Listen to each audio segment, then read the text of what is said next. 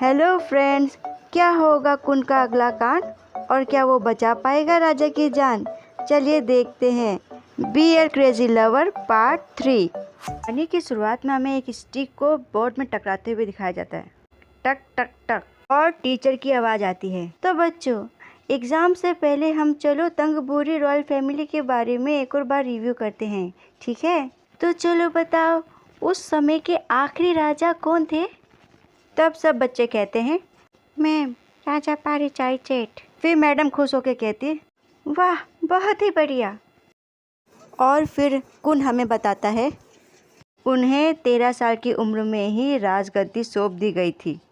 जब वे सिंगनाकुन अपने भाई से मिलने के लिए वहां गए थे, तभी उनके भाई ने वहां विद्रोह कर दिया था, जिस वजह से उनकी मौत वहीं पे हो गई थी।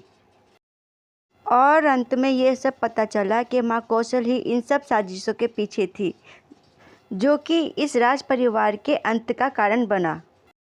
तो ये शैतान लड़का राजा है?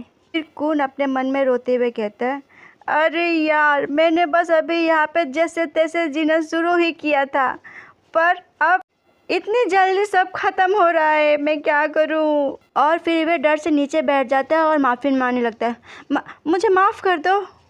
और फिर मन में सोचता है अरे, मैंने किसी ऐसे इंसान से पंगा ले लिया जिसके साथ मुझे पंगा नहीं लेना चाहिए था, मुझे उसके साथ मिल के रहना चाहिए था, मैं क्या करूं? उसकी ऐसी हालत देख राजा कहता है ओह, तो तुम्हें अब पता चला है? बेवकूफ़, अब डर के क्या फ़ायदा, जो तुमने करना था वो तुमने कर दिया। खैर छोड़ो, वैसे भी अगर तुम मुझे नीचे टाउन तक ले जा सको तो मैं तुम्हारी तकलीफ़ भरी मौत को आसान मौत में बदल दूंगा, ठीक है? तब कुन डरते हुए कहता है इसमें अंतर क्या है? फिर राजा कुन से कहता है अंतर? तुम्हें अंतर चाहिए? ये तुम्हारा लास्ट चांस है, मेरी बातों पे अमल करो, नहीं तो मैं अपना माइंड चेंज कर लूँगा और फिर बाद में मुझसे कुछ मत कहना, ठीक है? और फिर कुन गिड़गिड़ाते कहता है मुझे माफ़ कर दीजिए, मुझे बिल्कुल भी नहीं पता था कि आप यहाँ आ रहे हैं। वैसे जब भी राजा आते हैं तो यहाँ पे कई चीज़ चेंज होती है, दुकानें बंद हो जाती है, रास्ते खाली हो जाते हैं, पर यहाँ पे ऐसा कुछ भी नहीं था, इस वजह से मुझे कुछ भी पता नहीं चला, मुझे माफ़ कर दीजिए। और कौन सोच सकता है कि इतना शैतान लड़का राजा हो सकता है? ओह ओह, नहीं, मुझे माफ़ कीजिए, मेरा मतलब है राजा जी, आप तो बहुत ही ज़्यादा यंग हैं। फिर राजा चिढ़ते हुए कहता है तुमने मुझे शैतान लड़का कहा? रुको, तुमने पूरी लाइन क्रॉस कर दी है, अब तो मुझे कुछ भी मत ऐसा कहना कि मैं तुम्हें छोड़ दूं। फिर कुन रोते हुए कहता है मैं भी यहाँ पे अभी ही आया हूँ और मुझे यहाँ के रास्तों के बारे में कुछ भी नहीं पता। ये सुन के राजा चौंक के कहता है क्या, तुम्हें भी नहीं पता? तुम और गुस्से में खंजर निकालते हुए कहता है अब मैंने अपना माइंड चेंज कर लिया है, मैं तुम्हें अब यहीं इसी वक्त मारूंगा। और ये सुन के कुन चिल्ला के कहता है कि क्या? नहीं, प्लीज़ नहीं। अगर आपने मुझे यहाँ मारा तो आपके पास कोई भी ऐसा नहीं रहेगा जो आपको कंपनी दे सके। और राजा चिढ़ते हुए कहता है क्या बकवास कर रहे हो तुम? कोई नहीं होगा, तुम मेरे किसी काम के नहीं हो, तुम्हारा होना ना होना मेरे लिए बेकार है, समझे? और वैसे भी मैं बस यहाँ पे तुम्हारे साथ अपना टाइम वेस्ट ही कर रहा हूँ। और ये कहते हुए राजा कुन को बस मारने ही वाला होता है और कुन चिल्लाता है नहीं। तभी किसी की आवाज़ आती है और कोई उछल के आता है और कहता है जो मरने वाला है वो तुम हो। और ऐसा कहते हुए वे तलवार से उस पर वार करता है और इस वार से बचते हुए राजा पीछे की तरफ गिर जाता है और इस वार से राजा के जो बाल होते हैं वो कट जाते हैं। और राजा कहता है नहीं, ऐसा नहीं हो सकता, क्या ये सब हत्यारे हैं और मुझे मारने आए हैं? और कुन चौंकते हुए ये अभी क्या हुआ? आखिर मुझे हिस्ट्री के इतने इम्पोर्टेंट पार्ट के बीच में क्यों लाया गया?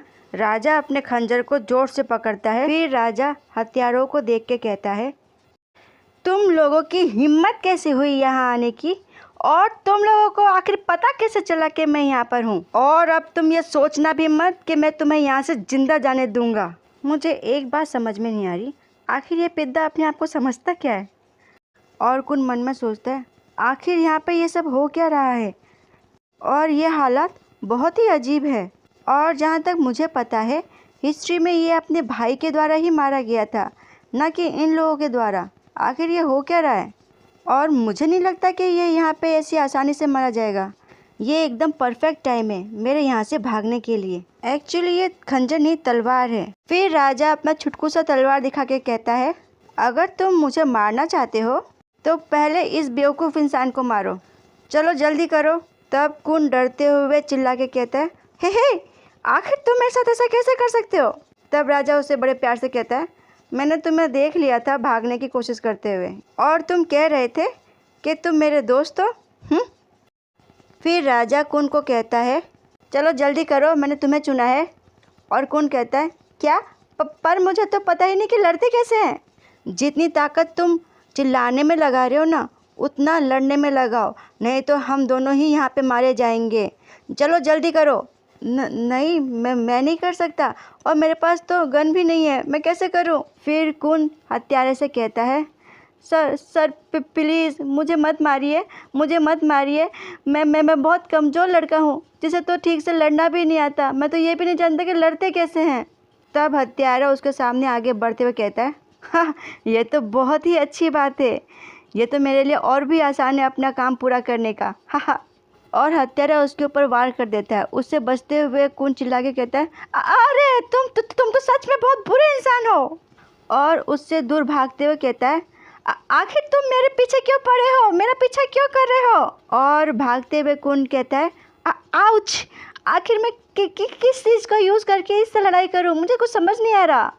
और तभी कुन को सामने एक चीज़ दिखाई देता है। आई थिंक इससे फल तोड़ा जाता है।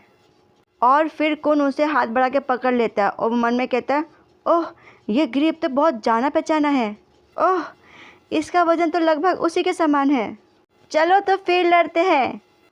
अब तो तुम गए कहाँ से बेवकूफ़ हत्यारे? ऐसा कह के वो स्टिक से उस हत्यारे को जोर से मारता और आवाज़ आती है बैंग। ये देख के हत्यारा डर के मारे चिल्ला के कहता है कि क्या? आखिर ये है क्या? और कुन बड़े ही तेज़ी से उस स्टिक को घुमाता है। ये देख के दूसरा हत्यारा कहता है ये तो बहुत ही जल्दी है, मैं तो इसे देख ही नहीं पाया। और फिर वो पहला हत्यारा कहता है मैंने कभी भी इस तरह का मेटल आर्ट नहीं देखा, ये बहुत अलग है।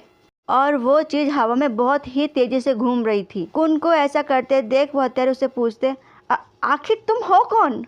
और फिर कुन कहता है मैं एक ड्रमर हूँ और मैंने 6 सालों तक इसकी प्रैक्टिस की है। और फिर कुन उस स्टिक को घुमाते हुए कहता है और चलो अब देखो ये ग्रेट आर्ट वाला लड़का आखिर तुम्हें कैसे तुम्हारी कियों की सज़ा देता है। और फिर कुन उस स्टिक को और तेज़ तेज़ घुमाने लगता है। उसको ऐसा करता देख डर के मारे हत्यारा कहता है पीछे चलो, आखिर ये है क्या? और दूसरा हत्यारा भी पीछे की तरफ चलता है। और एक हत्यारा कुन पे तेज़ी से वार करते हुए कहता है ओह आखिर ये क्या बकवास है? और कहता है तुम आखिर अपने आप को क्या दिखाना चाहते हो? तुम बड़े ग्रेट इंसान हो। तुम्हारी हरकतों को देख के मुझे ऐसा लग रहा है जैसे कि तुम पेड़ों से आम तोड़ रहे हो। और कुन के मुंह से उससे बचते हुए एक आवाज़ निकलती है क्या? और वे पीछे की तरफ जाता और इस स्टाइल को कहते हैं एवोडियंस एरोबिक एक्सरसाइज। और फिर कुन सीधा खड़ा होता है और मन में सोचता है आज तो मैं इस कमबख्त के कारण मर ही जाता। और पीछे से राजा ताली बजाते हुए कहता है वाह नाइस, बहुत अच्छा किया। और कुन मन में छी ये तो बहुत एम्बेरसिंग वाला है। फिर कुन राजा को पीछे मुड़ के देखता है और कहता है महाराज आप अभी तक भागे क्यों नहीं? और मैं ये सब सिर्फ आपकी मदद करने के लिए कर रहा था, और आपका यहाँ खड़े होकर ये सब देखने का क्या मतलब है? जल्दी से जाइए यहाँ से। फिर राजा उसे कहता है तुम्हारा दिमाग खराब है, मैं बिना रास्ता जाने आखिर यहाँ से कैसे भाग जाऊँ? और भाग भी जाऊँगा तो मैं तो फंस के मर जाऊँगा। और यहाँ रुका हुआ हूँ, यहाँ कम से कम तुम हो तो सही मेरी ढाल बनने के लिए, जो कि मुझे बचा लेगा। और फिर कुन उस स्टिक को पकड़ते हुए कहता है ये पूरी पागलपंती है, आखिर मैं यहाँ पे कर क्या रहा हूँ? मुझे तो अपने बॉयफ्रेंड को ढूंढने के लिए जाना चाहिए था, उसके बदले मैं यहाँ पे सरवाइव कर रहा हूँ और लड़ाई कर रहा हूँ इन लोगों से। क्या करूँ? पर कुन उस स्टिक को उठा नहीं पाता और एक हत्यारा उसे तलवार दिखाते हुए कहता है, कुन अब सब कुछ ख़त्म हो चुका है, चलो इसे पकड़ लो जल्दी से।